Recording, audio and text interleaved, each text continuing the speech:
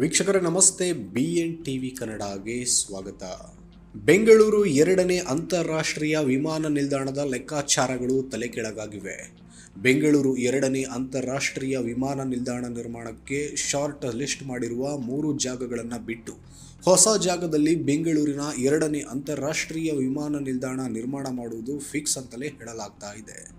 ಎರಡನೇ ಅಂತಾರಾಷ್ಟ್ರೀಯ ವಿಮಾನ ನಿಲ್ದಾಣ ನಿರ್ಮಾಣಕ್ಕೆ ಮಾಗಡಿ ಗ್ರಾಮಾಂತರ ಪ್ರದೇಶದಲ್ಲಿ ಭಾರತೀಯ ವಿಮಾನ ನಿಲ್ದಾಣಗಳ ಪ್ರಾಧಿಕಾರ ತಂಡದಿಂದ ಪರಿಶೀಲನೆ ನಡೆದಿದೆ. ಇಲ್ಲಿನ ಮೋಟಗಾನಹಳ್ಳಿ ಹಾಗೂ ಚಿಕ್ಕಸೋಲೂರಿನಲ್ಲಿ ಭರ್ಜರಿ ಕೆಲಸಗಳು ನಡೆದಿವೆ. ಅದೇನು ಎನ್ನುವುದರ ಬಗ್ಗೆ ಒಂದಷ್ಟು ಚರ್ಚೆ ಮಾಡ್ತಾ ಹೋಗೋಣ ಬನ್ನಿ.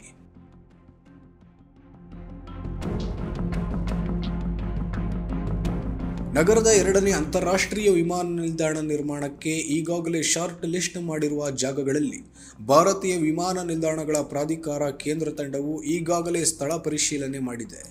ಇದೀಗ ಸದ್ದಿಲ್ಲದೆ ಮತ್ತೊಂದು ಜಾಗದಲ್ಲಿ ವಿಮಾನ ನಿಲ್ದಾಣ ನಿರ್ಮಾಣಕ್ಕೆ ಸ್ಥಳ ಪರಿಶೀಲನೆ ಶುರು ಮಾಡಿಕೊಂಡಿದ್ದು, ಇಲ್ಲಿಯವರೆಗಿನ ಲೆಕ್ಕಾಚಾರಗಳು ತಲೆಕೆಳಗಾಗಿವೆ. ಕರ್ನಾಟಕ ಕೈಗಾರಿಕಾ ಇಲಾಖೆ ಮತ್ತು AAI ಕೇಂದ್ರ ತಂಡವು ಹೊಸ ವಿಮಾನ ನಿಲ್ದಾಣಕ್ಕೆ ಸಂಬಂಧಿಸಿದಂತೆ ಸ್ಥಳ ಪರಿಶೀಲನೆ ಮಾಡ್ತಾ ಇದೆ.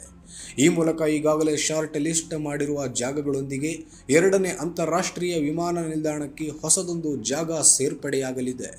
ಎರಡನೇ ವಿಮಾನ ನಿಲ್ದಾಣಕ್ಕೆ ಸಂಬಂಧಿಸಿದಂತೆ ಮಾಗಡಿ ತಾಲೂಕಿನ ಸೋಲೂರು ಹೋಬಳಿ, ಚಿಕ್ಕಸೋಲೂರು ಹಾಗೂ ಸಿಡಗದಹಳ್ಳಿ 2 ಪ್ರದೇಶಗಳನ್ನು ಆಯ್ಕೆ ಮಾಡಿಕೊಳ್ಳಲಾಗಿದ್ದು, ಸ್ಥಳ ಪರಿಶೀಲನೆ ಪ್ರಕ್ರಿಯೆಗಳನ್ನು ಸದ್ದಿಲ್ಲದೆ ಪೂರ್ಣಗೊಳಿಸಲಾಗಿದೆ.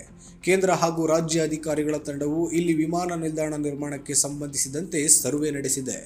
ಬೆಂಗಳೂರಿನ ಎರಡನೇ ಅಂತಾರಾಷ್ಟ್ರೀಯ ವಿಮಾನ ನಿಲ್ದಾಣ ಯಾವುದೇ ಭಾಗದಲ್ಲಿ ನಿರ್ಮಾಣವಾದರೂ ಆ ಭಾಗದಲ್ಲಿ ಭೂಮಿಗೆ ಬಂಗಾರದ ಬೆಲೆ ಬರಲಿದೆ ಎಂದೇ ನಿರೀಕ್ಷೆ ಮಾಡಲಾಗಿದೆ. ಈಗಾಗಲೇ ಬೆಂಗಳೂರು ಎರಡನೇ ಅಂತಾರಾಷ್ಟ್ರೀಯ ವಿಮಾನ ನಿಲ್ದಾಣಕ್ಕೆ ಶಾರ್ಟ್ ಲಿಸ್ಟ್ ಮಾಡಿರುವ ಜಾಗದಲ್ಲಿ ಭೂಮಿಗೆ ಬಂಗಾರದ ಬೆಲೆ ಬಂದಿದ್ದು, ರಿಯಲ್ ಎಸ್ಟೇಟ್ ಚುರುಕು ಪಡೆದುಕೊಂಡಿದೆ. ಇದೀಗ ಹೊಸದಾಗಿ ಶಾರ್ಟ್ ಲಿಸ್ಟ್ ಆಗಿರುವ ಪ್ರದೇಶದಲ್ಲಿ ಈಗಾಗಲೇ ಹಲವು ಪ್ರಮುಖ ಯೋಜನೆಗಳು ಇವೆ.